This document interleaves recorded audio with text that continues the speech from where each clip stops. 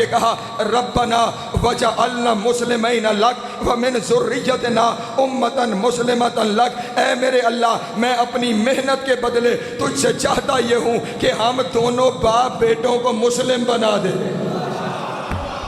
آئے ہائے، کبھی وقت ہوا تو اس مسلم پہ گفتگو کروں گا۔ ہم دونوں باپ بیٹوں کو مسلم بنا دے، اور ہماری ذریت میں بھی ایک گروہ رکھنا جو سارے کا سارا گروہ مسلم ہونا چاہیے، اور ان مسلم گروہ کے اندر ایک کو نبی بنانا۔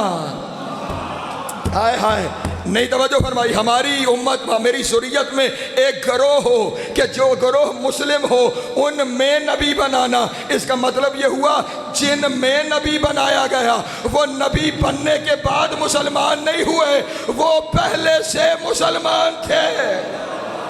اللہ اکبر، اللہ اکبر، وہ پہلے سے مسلمان۔ جیو حیدری، بس تیزی سے آگے بڑھ رہا ہوں۔ حضرت زکریا علیہ السلام اولاد نہیں، دعا مانگ رہے ہیں، رب لا تذرنی فردن وانت خیر الوارثین، اے میرے اللہ مجھے تنہا نہ چھوڑنا، میرا اس دنیا میں کوئی وارث بنانا۔ اللہ اکبر، بے شک بہترین وارث تو ہے، لیکن اس دنیا میں بھی مجھے وارث چاہیے۔ حضرت عیسیٰ علیہ السلام دعا مانگ رہے ہیں، رب انزل علینا مائدۃ من السماء، اے اللہ میری قوم کے لیے آسمان سے دسترخوان نازل کر، کھانا نازل کر، تاکہ وہ دن میری قوم کے لیے عید ہو جائے۔ توجہ ہے، ہر نبی دعا مانگ رہا ہے، اور ہر نبی، اب یہاں پہ ایک جملہ آ گیا ہے مجھ سے رکا نہیں جا رہا، ہر نبی نے خود دعا مانگی، لیکن ایک ایسا ہے جو مانگنے کا عادی نہیں تھا۔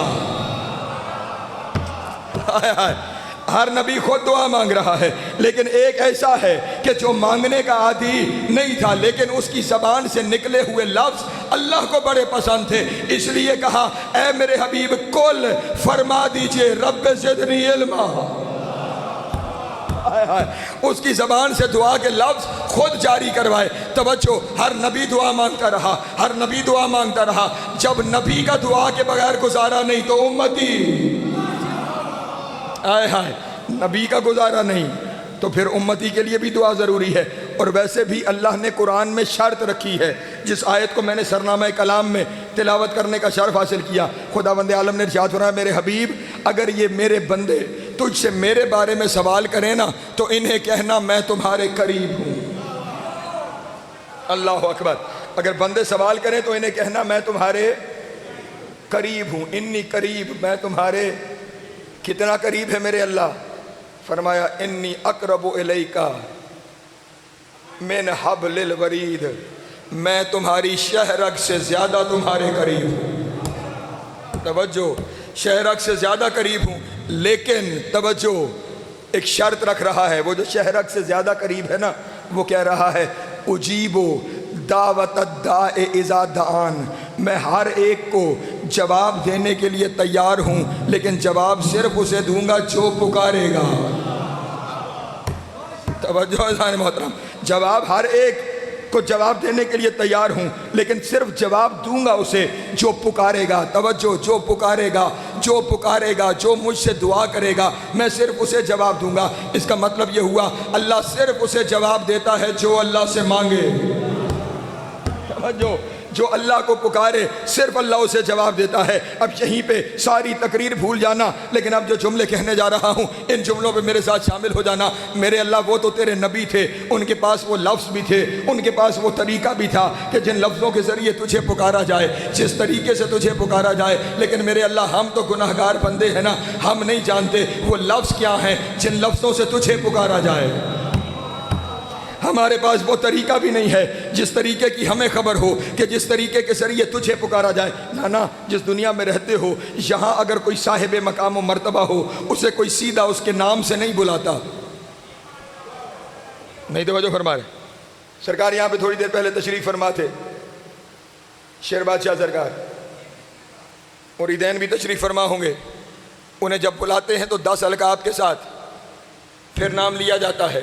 ہماری دنیا میں جو صاحب مقام و مرتبہ ہو اسے بلانے کے آداب ہیں تو وہ جو خالق کائنات ہے، اللہ اکبر، وہ جو مالک ہے، وہ جو قدرت رکھنے والا ہے، پھر اسے بلانے کے کتنے آداب ہونے چاہیے۔ میرے اللہ تیری شان اتنی بلند ہے کہ تیرے بندے نہیں جانتے کہ تجھے بلانے کے، تجھے پکارنے کے آداب کیا ہیں، پھر تجھے کیسے پکاریں، تجھ سے کیسے مانگے۔ تو پھر اس نے قرآن مجید میں خود مشورہ دیتے ہوئے ارشاد فرمایا، سنو وَلِلَّهِ الْأَسْمَاءُ الْحُسْنَى فَادْعُوهُ بِهَا، او میرے بندو، اللہ کے اسماء حسنہ ہیں، ان کے ذریعے اسے پکارو۔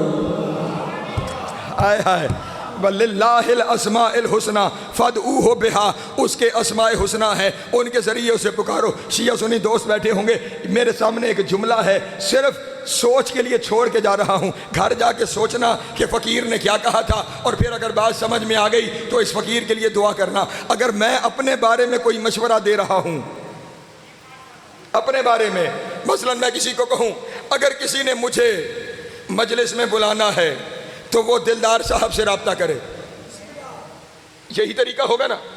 اگر کسی نے مجھے بلانا ہے تو وہ ان سے رابطہ کرے۔ اگر میں اپنے بارے میں خود بات کر رہا ہوں، اگر کسی نے مجھے بلانا ہے تو وہ ان سے رابطہ کرے۔ لیکن میں اگر نہ کہوں، میرے علاوہ ذکی یہاں پہ موجود ہے، ذکی اگر کسی کو مشورہ دے گا تو وہ کہے گا باقر نقوی کو بلانے کے لیے۔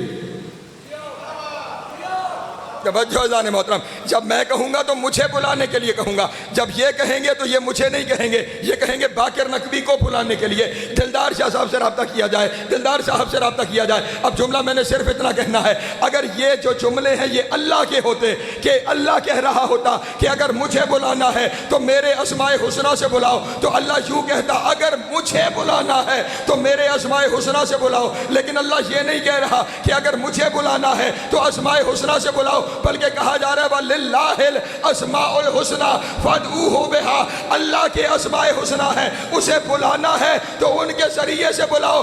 اس کا مطلب ہے مشورہ دینے والا اللہ کے علاوہ کوئی اور ہے۔ ہائے ہائے، اللہ اکبر، بسم اللہ۔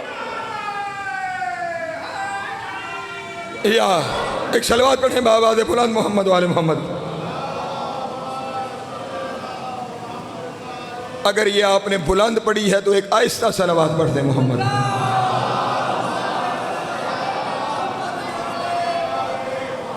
اب یہاں پہ اللہ نہیں کہہ رہا کہ اگر مجھے بلانا ہے تو اسماء حسنہ کے ذریعے بلاؤ، بلکہ کوئی مشورہ دے رہا ہے وَلِلَّهِ الْأَسْمَاءُ الْحُسْنَى، اللہ کی اسماء حسنہ ہے، فَادْعُوهُ، جس نے اسے بلانا ہے، بہا، ان کے ذریعے بلائے۔ اس کا مطلب کوئی ہے کہ جو اللہ کو بلانے کا طریقہ بتا رہا ہے اور اس کی زبان کوئی اتنی پاک ہے کہ اللہ نے اس کے مشورے کو اپنا قرآن بنا دیا ہے۔ سلامت رہے، مولا آپ کو زیادہ عطا فرمائے۔ اللہ نے اس کے مشورے کو اپنا قرآن بنا دیا ہے کہ جس نے بلانا ہے وہ اسماء حسنہ سے بلائے۔ ذاکر صاحب تشریف لے آئے، میں سمیٹنے جا رہا ہوں، میرے بھائی ہیں جناب چودھری زویب حسن صاحب، بس میں اپنی گفتگو کو سمیٹنے کی جانب آگے بڑھوں۔ جس نے اللہ کو پکارنا ہے، اللہ نے شرط رکھی ہے کہ جواب اسے دوں گا جو پکارے گا، اور اب پکارنے کے لیے مشورہ آ گیا ہے۔ جو پکارنا چاہتا ہے وہ اسماء حسنہ کے ذریعے پکارے۔ توجہ، وہ کیسے پکارے؟ اسماء حسنہ کے ذریعے۔ اب میرا اور آپ کا کام ہے اسماء حسنہ تلاش کریں کہ وہ اسماء حسنہ کیا ہیں جن کے ذریعے پکارنا ہے۔ اگر آپ مولوی صاحبان کے پاس جائیں گے تو وہ قرآن کا پہلا صفحہ کھولیں گے اور جلد کے بعد اگلے صفحے پر 99 نام لکھے ہوئے ہوں گے، وہ آپ کو 99 نام دکھا کے کہے گا یہ ہیں اسماء حسنہ۔ سمجھو، وہ 99 نام دکھا کے کیا کہے گا؟ یہ ہیں اسماء باقی نقوی ممبر پہ بیٹھ کے کہہ رہا ہے یہ سارے اسماء ہیں، حسنہ نہیں۔ توجہ توجہ توجہ، حسنہ خود مبالغے کا صیغہ ہے۔ حسنہ کیا ہے؟ مبالغے کا صیغہ۔ اب میں اس کی تشریح میں جاؤں گا تو بڑا لمبا کام ہو جائے گا۔ جس طرح کبیر یعنی بڑا، ٹھیک، اس کے مبالغے کا صیغہ ہے اکبر، جس جیسا بڑا کوئی نہ ہو۔ توجہ ہے اذان محترم۔ صغیر چھوٹا، اصغر اس کے مبالغے کا صیغہ ہے، بے مثال چھوٹا۔ اس سے اچھا ترجمہ میں نہیں کر سکتا۔ پہنچ رہی ہے بات؟ قریب جو بھی بندہ قریب ہے، آپ سب بیٹھے ہیں میرے قریب ہے، جو بہت زیادہ قریب ہے اسے کہا جاتا ہے اقرب. توجہ ہے، یہ الف سے اقرب ہوتا ہے. اسی طرح ان کے ساتھ ساتھ مؤنث کے صیغے بھی ہیں. اکبر بے مثال بڑا مرد، کبرا بے مثال بڑی عورت. توجہ، اصغر بے مثال بچہ، صغرا بے مثال خاتون. اور یہ کمال حسین کا ہے، اس نے سارے بے مثال اپنی گود میں اتارے ہیں. اللہ اکبر، اللہ اکبر. سلامت رہے، مولا آپ کو عزت عطا فرمائے. بعین ہی حسین، خوبصورت. حسنا سب سے خوبصورت، سب سے اچھا. تو اگر یہ 99 کے 99 سب سے اچھے ہیں تو پھر وہ کون سے ہیں جو سادے اچھے ہیں؟ نہیں توجہ فرمائی آپ نے، پہنچ رہی ہے بات. اسماء حسنہ کے ذریعے چلیں، یہ تو عقل کی بات تھی. میں قرآن سے ایک دلیل پیش کر دیتا ہوں. سورہ حشر ہے اور خداوند عالم بالکل آخری آیتوں میں ارشاد فرما رہا ہے، هو اللہ الخالق الباری المصور لہ الاسماء الحسنى. وہ خالق بھی ہے، وہ باری بھی ہے، وہ مصور بھی ہے، اور اس کے اسماء حسنہ بھی ہیں. نا آپ توجہ نہیں فرما رہے. وہ خالق بھی ہے، باری بھی ہے، مصور بھی ہے، اور اس کے اسماء حسنہ بھی ہے. خالق بھی ہے، باری بھی ہے، مصور بھی ہے، اسماء حسنہ بھی ہے. اس کا مطلب یہ ہوا خالق و باری و مصور اور ہیں، اسماء حسنہ اور ہیں. وہ اسماء حسنہ اور ہیں کہ جن کے ذریعے اسے پکارا جائے. تو میرے اللہ اب تو نے شرط یہ رکھی ہے کہ جواب تب دے گا جب اسماء حسنہ کے ذریعے پکارا جائے. تو وہ اسماء حسنہ کیا ہے جن کے ذریعے تجھے پکارا جائے؟ نہ ملتا دنیا کو. اگر دنیا میں ابو طالب کی اولاد نہ ہوتی، بندے نے آ کر میرے مولا سے پوچھا، مولا وہ اسماء حسنہ کیا ہے جن کے ذریعے اللہ کو پکارنا ہے؟ امام نے ارشاد فرمایا، نحن اسماء الحسنہ فادعوہ بہا. اللہ کے وہ اسماء حسنہ ہم 14 ہیں.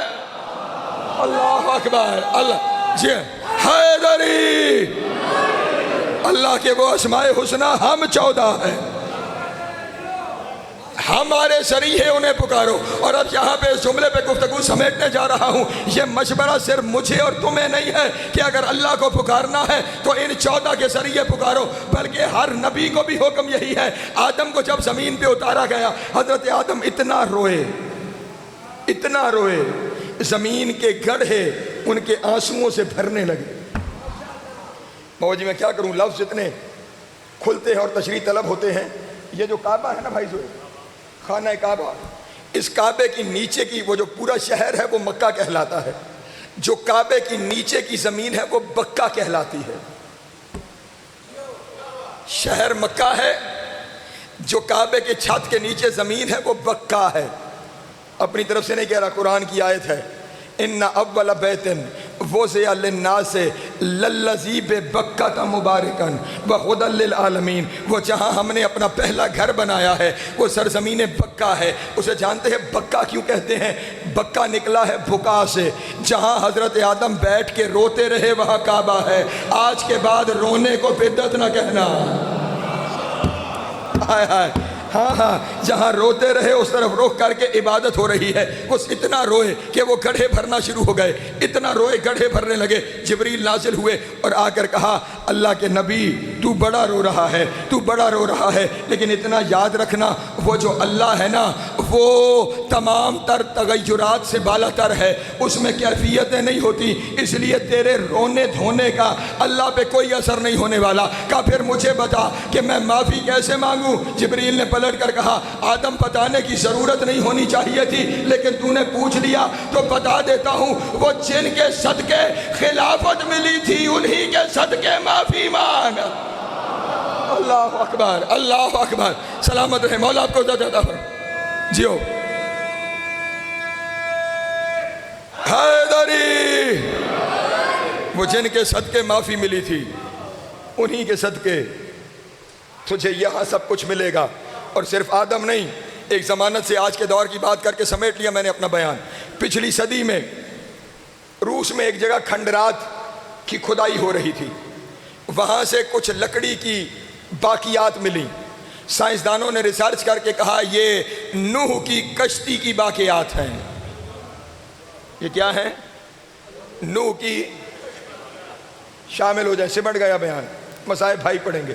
نوح کی کشتی کی واقعات ہیں.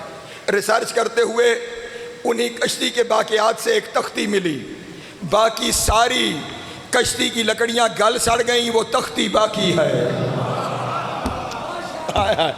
وہ تختی، میں دلیل سے آپ کے سامنے عرض کروں، وہ تختی باقی تھی. انہوں نے جب تختی اٹھائی، اب اللہ کرے ہر ایک میرے ساتھ شامل ہو جائے، جب انہوں نے تختی کو صاف کر کے دیکھا تو اس تختی پہ پنجہ بنا ہوا تھا.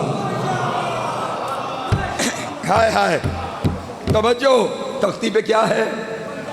اس کی تصویر میرے پاس موجود ہے. اس تختی پہ پنجہ بنا ہوا تھا. اس پنجے کی ہر انگلی میں کچھ نہ کچھ لکھا ہوا تھا.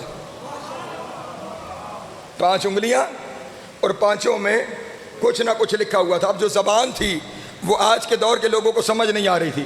انہوں نے لنگوسٹک ریسرچ کے ایک ڈپارٹمنٹ میں بھیجا جہاں پہ زبانوں پہ ریسرچ کی جاتی ہے. وہ 3 سال اس کشتی میں لکھی ہوئی اس زبان پر تحقیق کرتے رہے، اور 3 سال بعد انہوں نے تحقیق باقاعدہ رسالے میں چھاپی، اور انہوں نے یہ لکھا کہ یہ جو پنجہ بنا ہوا ہے نا، اس پنجے کی اس انگلی میں لکھا ہوا تھا میرے اللہ تجھے محمد کا واسطہ، یہاں لکھا ہوا تھا تجھے علی کا واسطہ، یہاں لکھا ہوا تھا تجھے فاطمہ کا واسطہ، یہاں لکھا ہوا تھا حسن کا واسطہ، یہاں لکھا ہوا تھا حسین کا واسطہ. اس تختی نے بتایا، اور جب دنیا میں ان کے بغیر نجات نہیں ملتی تو آخرت میں بھی ان کے بغیر نجات نہیں ملے گی. اللہ اکبر. مل گئی حیدری. نجات کا ذریعہ یہ ہے، اسماء حسنہ یہ ہیں، ان کے ذریعے مانگنا ہے. اور اگر دنیا ان کے ذریعے مانگتی تو پھر اس گھر کی بیویوں کو بازاروں سے چادریں نہ مانگنا پڑتا. اجرکم اللہ.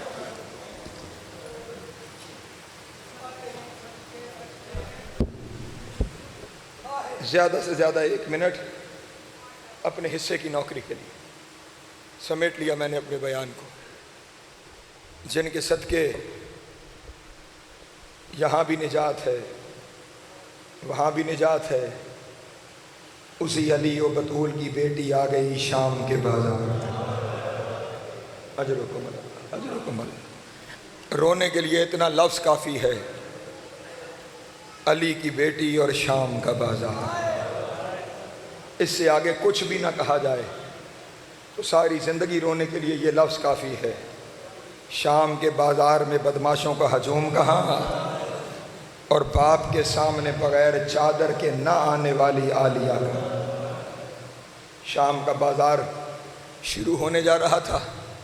شمر تازیانہ لے کر سید سجاد کے پاس آیا، اور سادات کی موجودگی میں بس اتنا ہی جملہ کہوں گا، اس نے سید سجاد کی پشت پہ سفر شام لکھنا شروع کیا. ہائے ہائے، جنہوں نے ہائے کی مولا آپ کو سلام ہے. اور کچھ اس انداز سے لکھا کہ کرتاس رنگین ہو گیا. سید سجاد نے سوال کیا، شمر سارے رستے مارتا آیا ہے، میں نے تجھ سے نہیں پوچھا تو نے کیوں مارا؟ اب تو منزل آ گئی، اب تو شام آ گئی ہے، اب کیوں تازیانہ برسا رہا ہے؟ کہنے لگا، سجاد تیری پھوپھی نے چلنے سے انکار کر دیا ہے. اجرکم اللہ، اجرکم اللہ. جب تک علی کی بیٹی چلے گی نہیں اس وقت تک میں تازیانے مارتا رہا. سید سجاد نے کہا، شمر میں پھوپھی کو چلنے کا کہہ تو نہیں سکتا، لیکن میں پھوپھی سے پوچھتا ضرور ہوں، جو اتنے مشکل شہر عبور کر آئی ہے، اس نے چلنے سے انکار کیوں کر دیا؟ سید سجاد چلتے ہوئے کوشش کرنا ایک آنسو آنکھ میں آ جائے، نہ بھی آئے تو زبان سے ہائے ضرور نکل جائے. ہاں، جو آ کے بیٹھا ہوا ہے پرسہ لینے کے لیے وہ تمہارا گواہ ہو کے چلا جائے. چلتے ہوئے سید سجاد عالیہ بی بی کے پاس آئے. کہا، پھوپھی اماں ہر شہر سے گزر آئی ہو، حتیٰ کہ اس شہر سے قیدی ہو کے گزر آئی ہو جس میں کبھی شہزادی بنا کے لائی. اجرکم اللہ، اجرکم اللہ. مولا تیری ہائے قبول کریں. اس شہر سے بھی قیدی ہو کے گزر آئی ہو جس میں کبھی شہزادی بنا کے لائی گئی تھی. پھوپھی اماں اب تو منزل قریب ہے، اب چلنے سے انکار کیوں ہے؟ آنکھوں میں آنسو آئے علی کی بیٹی کے اور رو کر کہا آؤ سید سجاد، اس شام کے بازار کی ابتدا میں تمہیں ایک راز سے آگاہ کرتی ہوں۔ جو امامت کو راز بتائے اسے زینب کہتے ہیں۔ اللہ اکبر، ایک راز سے آگاہ کرتی ہوں۔ جی پھوپھی اماں ارشاد فرمائیے۔ علی کی بیٹی نے روتے ہوئے کہا سید سجاد 40 ہجری کا ماہ رمضان تھا، 21ویں شب اپنے بالکل آخری مرحلوں میں داخل ہو چکی تھی۔ امیر المومنین اس دنیا سے ظاہری پردہ کرنے والے تھے۔ میرے بابا نے سب کو کہا سارے چلے جاؤ، زینب کو میرے پاس اکیلا چھوڑ۔ اللہ اکبر، اجرکم اللہ۔ علی اللہ جانے کن منزلوں کو دیکھ رہے تھے۔ سارے چلے جاؤ، میری بیٹی کو میرے پاس اکیلا چھوڑ دو۔ کہتی ہیں بی بی سارے چلے گئے۔ جب سارے چلے گئے نا، بابا نے مجھے قریب بلایا۔ قریب بلا کے بابا نے میرا سر اپنے سینے پہ رکھ کے رو کے کہا زینب تو ہر بازار سے گزر جائے گی لیکن جب شام آئے گی، ہائے ہائے اللہ اکبر، تو ہر بازار سے گزر جائے گی لیکن جب شام آئے گی وہاں بدماشوں کا ہجوم ہوگا، لوگ ڈھول بجا رہے ہوں گے، شادیانے بجائے جا رہے ہوں گے، شرابی شراب پی رہے ہوں گے۔ اس ماحول میں لوگ پوچھیں گے ان میں علی کی بیٹی زینب کون ہے؟ اجرکم اللہ، اجرکم اللہ۔ مولا اپنی ہائے قبول کریں۔ اس میں ان میں علی کی بیٹی زینب کون ہے؟ میری بیٹی جب یہ منزل آئے نا، یہ بڑی مشکل منزل ہوگی، میری شہزادی اس منزل پہ پریشان نہ ہونا، یہاں تیرا بابا تیرے ساتھ آ جائے گا، یہاں تیرا بابا تیرے ساتھ آ جائے گا۔ یہ کہہ کے رو کے زینب نے کہا سجاد شام بھی آ گئی، بابا بھی نہیں آیا۔ اللہ اکبر، شام بھی آ گئی، بابا بھی نہیں آیا۔ بس آخری لفظ ہے، شام بھی آ گئی، بابا بھی نہیں آیا۔ ابھی بی بی کا یہ کہنا تھا کہ ایک جانب سے ایک پردہ پوش قریب آیا، قریب آ کر اس نے اپنی نقاب کو الٹا، نقاب جیسے ہی الٹی زینب نے دیکھا میرا بابا علی آ گیا، رو کے کہا بابا، اور بابا میری چادر اتار لی گئی، بابا مجھے بازاروں اور درباروں میں پھرایا گیا۔ بس یہ کہتے ہوئے قیامت کا جملہ ہے، یہ کہتے ہوئے زینب کی نظر اپنے بابا کے چہرے پہ پڑی۔ بی بی نے کیا دیکھا؟ علی کے چہرے پہ خون کے نشان ہیں، علی کے چہرے پہ خون کے نشان ہیں۔ رو کے کہا بابا تازیانے مجھے مارے گئے، بابا پتھر مجھے مارے گئے، یہ آپ کے چہرے پہ کس کا خون ہے؟ رو کے کہا زینب 10ویں محرم کو جب شمر خنجر چلا رہا تھا تو 70 قدم پہ کھڑی تھی، لیکن میں نے اور سہرا نے حسین گود میں سبھا کر آیا، شمر خنجر چلاتا تھا، کبھی میں اپنے ہاتھ رکھتا تھا، کبھی تیرے ماں اپنے ہاتھ رکھتے تھی، اور یہ حسین کا خون ہے۔ او سیعلم الذین ظلم ایم القلب۔